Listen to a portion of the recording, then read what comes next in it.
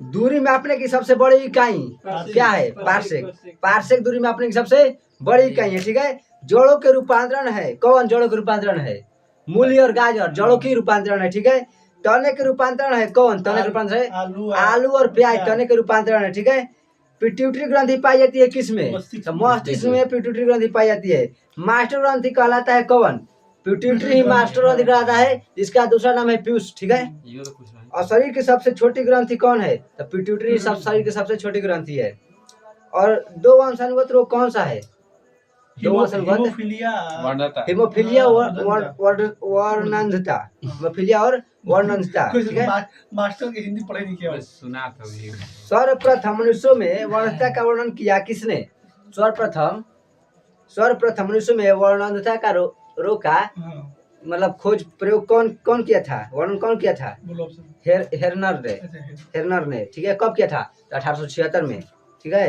एक वर्णांध व्यक्ति में पहचान करने की क्षमता नहीं होती है, तो हरा एवं लाल रंग जो है ना वो नहीं पहचान कर पाता। एक वर्णांध व्यक्ति में पहचान करने की क्षमता नहीं होती है, हरा एवं लाल रंग की, ठीक है। थायरॉक्सिन हार्मोन स्त्रावित होता है किससे? थायराइड ग्रंथि से थायरॉक्सिन हार्मोन स्त्रावित होती है। जठरस में होता है कौन सा अम्ल? जठरस में हाइड्रोक्लोरिक अम्ल HCl। लाइकेन में परस्पर सहजीवी मौजूद होते हैं। लाइकेन में परस्पर सहजीवी मौजूद होते हैं। क का सवाल बहुत बढ़िया। प्रोटीन का पाचन किसमें होता है? पॉलीपेप्टाइड्स। बड़ी आंत में छोटी आंत में? छोटी आंत में होता है, ठीक है। मनुष्य में पाचन प्रारंभ होता है कहाँ से? मुख से स्टार्ट होता है पाचन प्रारंभ होना। भोजन जो हम लोग का भोजन पचे हुए भोजन का अवशोषण होता है कौन सी आंत से? छोटी आंत से हम लोग का पचे हुए भोजन का अवशोषण होता है। लार में पाया जाने वाला एंजाइम कौन सा है? टाइलिन जो है लार में पाया जाने वाला एंजाइम है। टिबिया नामक हड्डी पाई जाती है किसमें? टिबिया टांग में। टांग में टिबिया नामक हड्डी पाई जाती है, ठीक है। मानव शरीर का वो अंग जिसमें हड्डियां की संख्या सर्वाधिक होती है किसमें? हड्डियां की संख्या सर्वाधिक होती है किसमें? अंगुलियों में हड्डियों की संख्या सर्वाधिक होती है। भोजन पचाने में सहायक होता है क्या?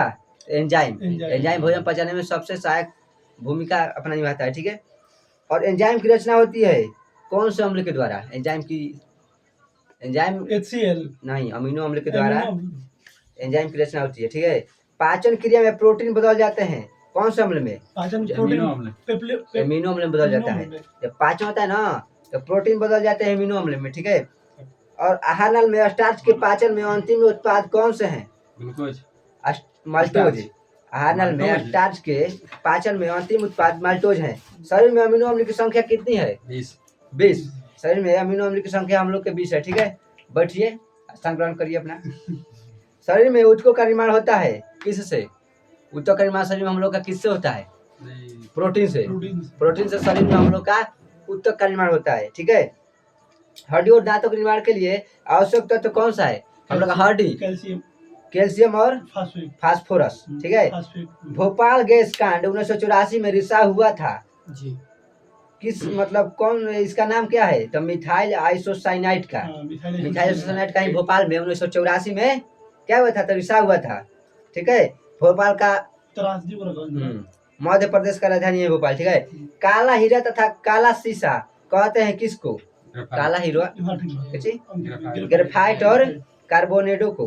कार्बोनेडो और ग्रेफाइट को कहते हैं काला हीरा और काला शीशा, ठीक है।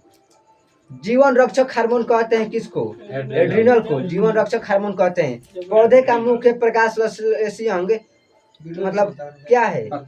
पत्ती की पत्तियों का रंग हरा होता है किसके कारण? क्लोरोप्लास्ट के कारण और क्लोरोप्लास्ट के कारण और हरित लवक इसका दूसरा नाम है के कारण, ठीक है। क्लोरोप्लास्ट का ही हरित लवक दूसरा नाम है। पत्तियों का रंग पीला होता है किसके कारण? पत्तियों का रंग पीला होता है किसके कारण? तो कैरोटीन के कारण पत्तियों का रंग पीला होता है, ठीक है। और पर्णहरित में उपस्थित मुख्य धातु है कौन? पर्णहरित में मैग्नीशियम। हाँ, मैग्नीशियम है पर्णहरित में उपस्थित मुख्य धातु है। और वायुमंडल में ऑक्सीजन की मात्रा संतुलित होती है किसके द्वारा? वायुमंडल में ऑक्सीजन की मात्रा संतुलित होती है किसके द्वारा? तो प्रकाश संश्लेषण के द्वारा। वायुमंडल में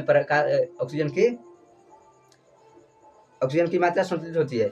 पेड़ व पौधे द्वारा खाना तैयार करने की प्रक्रिया है क्या? प्रकाश संश्लेषण। हाँ, प्रकाश संश्लेषण जो है पेड़ और पौधे द्वारा खाना तैयार करने की प्रक्रिया है। अब प्रकाश संश्लेषण का दूसरा नाम है फोटोसिंथेसिस। फोटोसिंथेसिस ही नाम है प्रकाश संश्लेषण का दूसरा नाम है। प्रकाश संश्लेषण के लिए आवश्यक है क्या? सूर्य प्रकाश। ऑक्सीजन। और क्या क्या चीज? तो CO2 जो कार्बन डाइऑक्साइड बोलते हैं, जल, क्लोरोफिल और सूर्य का प्रकाश, ये चारों पांचों क्रिया करके ही प्रकाश संश्लेषण होता है। प्रकाश संश्लेषण की क्रिया सबसे अधिक होती है किसमें? तो लाल रंग के प्रकाश में। प्रकाश संश्लेषण में ऑक्सीजन निकलता है, उपचयन होता है, मतलब किसके द्वारा? तो जल के द्वारा, जल से। ठीक है, अब ये बताइए आप लोग, प्रकाश संश्लेषण का प्रथम और स्थिर यौगिक है कौन सा अम्ल है? प्रकाश संश्लेषण का प्रथम स्थिर यौगिक है कौन सा अम्ल? तो फॉस्फोग्लिसरिक। फॉस्फोग्लिसरिक जो अम्ल है प्रकाश संश्लेषण का प्रथम स्थिर यौगिक है। राइजोम पादप का भूमिगत प्रारूप है कौन? जो राइजोम पादप का भूमिगत प्रारूप है तना। दलहन के जड़ में पाए जाने वाला जीवाणु है जिसका नाम क्या है? राइजोबियम। राइजोबियम जो दलहन के जड़ में पाए जाने वाला जीवाणु है जिसको हम लोग बोलते हैं राइजोबियम। पौधे में नाइट्रोजन ग्रहण करते हैं किसके रूप में? तो नाइट्रेट के रूप में पौधे अपना नाइट्रोजन ग्रहण करते हैं। पादपों में जल तथा